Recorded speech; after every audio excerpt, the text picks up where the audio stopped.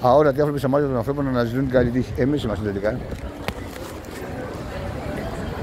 Γεια σας, μπορώ να σας πω ένα πλάκι. Κακός είμαι για να ασχολούμαι μαζί σας. Ένα πλάκι. Πόσο άνθρωποι είστε ρε μαλάκες. Γεια σου Λουκά μου. Ψάχνω να βρω ανθρώπους. Αλλά βλέπεις κανέναν, εγώ βρω. Ένα πλάκι. Δικιά σου είναι, δεν τα φτιάχνω μαζί της.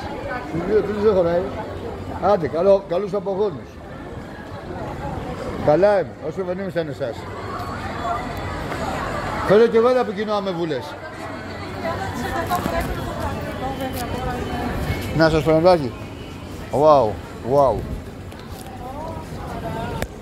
Γεια στο βιόρυθμο παιδί. Τι κάνεις αγάπη? Όχι. Πού να βγάλω? Μα αυτούς, Παναγία μου.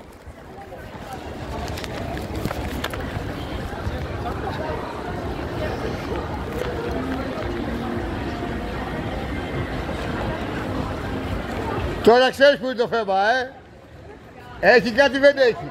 Η μου η απορία.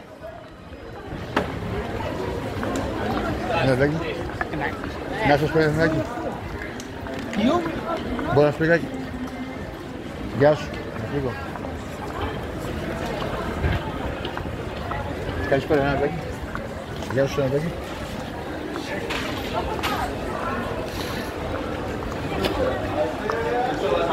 Καλησπέρα ένα νάκι.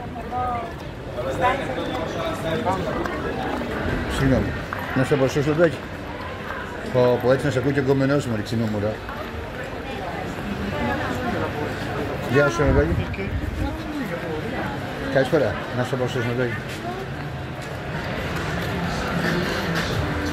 Να σου πω Νεδάκη.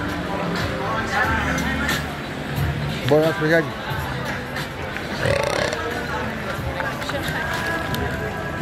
Καλησπέρα, μπορώ να σου πω Νεδάκη. Εμείς έχουμε ξαναμιλήσει. Ωραία, θα την κάνεις γυαλί. Τι πια? Γέλια προς τα βιβλίο, γεια.